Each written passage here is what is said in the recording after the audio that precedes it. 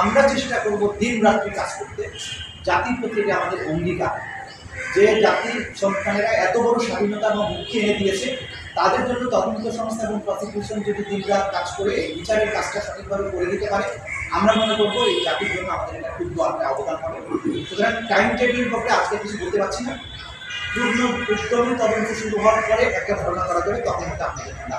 বর্তমান সরকার কোনো রাজনৈতিক সরকার নয়। এই সরকার এসেছেন রাষ্ট্র কাঠামোটাকে ঠিক করে দেওয়ার জন্য।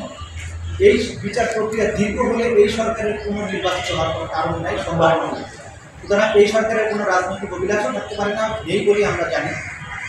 কোনো বিচারকে কোনো রাজনৈতিক উদ্দেশ্য হাসিলের জন্য ব্যবহার হবে না, এটা আমরা আজকে প্রসিকিউশনের পক্ষ থেকে জাতির কাছে পরিষ্কার করতে চাই। এই বিচারের পেছনে কোনো রাজনৈতিক অভিলাষ নেই, এটা নিশ্চয়ই ন্যায় বিচার প্রাপ্তির অভিলাষ, ন্যায় বিচার প্রাপ্তির ট্রাস্ট, এবং এই যে আহত নিহত পরিবারের যে কান্না, সেইটার প্রতিকার করার প্রয়াস, এর বাইরে আর কিছু নেই। আমাদের মধ্যে একটা আলোচনা চলছে যে ফরেন যে সমস্ত লয়ার্স যদি আসামি পক্ষ চান, তারা যদি নিয়োগ করতে চান, সেই ব্যাপারে একটা ইতিবাচক সিদ্ধান্ত হওয়ার সম্ভাবনা আছে, বাট এটা এখনো সিদ্ধান্ত হয়নি। আমরা মনে করি যে তারা যদি তাদের বেস্ট ডিফেন্স দেওয়ার জন্য আইন যদি চান, সেটা বেশি হবে, বেশি হবে। আমাদের পক্ষ থেকে আপত্তি থাকার কোনো কারণ নেই। সুতরাং এই ব্যাপারে আমাদের, আমি যদি বলেন প্রসিকিউশনের পক্ষ থেকে, আমি বলবো যে না, এটা আমাদের আপত্তি কোনো ব্যাপার নেই। তারা যে ধরনের আইনজীবী চান, সরকারের সিদ্ধান্ত যদি হয়, আমাদের পক্ষ থেকে কোনো আপত্তি থাকবে না, যাতে করে কোনো ডিফেন্ডেন্ট, কোনো আসামি না বলতে পারেন যে বিচার প্রাপ্তির ক্ষেত্রে আমার এই সমস্যা ছিল, সেই সমস্যা ছিল, এই কারণে আমি বিচার পাই।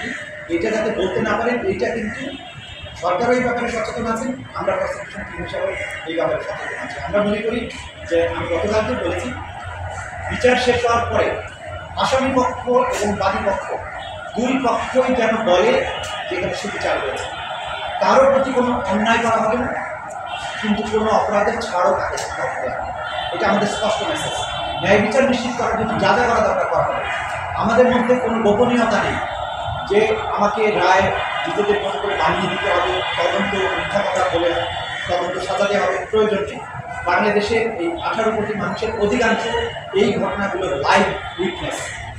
বাংলাদেশের সবার চোখের সামনে অপরাধ ঘটেছে, যা ঘটেছে, যাদের চোখের সামনে ঘটেছে, প্রত্যেকে এসে সাক্ষী হিসেবে দেবেন, তাতে বিচারের রায় যা হবে সেটা হবে। আমরা কাউকে কোনো অধিকার বঞ্চিত করতে চাই না, সম্পূর্ণ ফেয়ার ট্রায়াল নিশ্চিত করার জন্য এই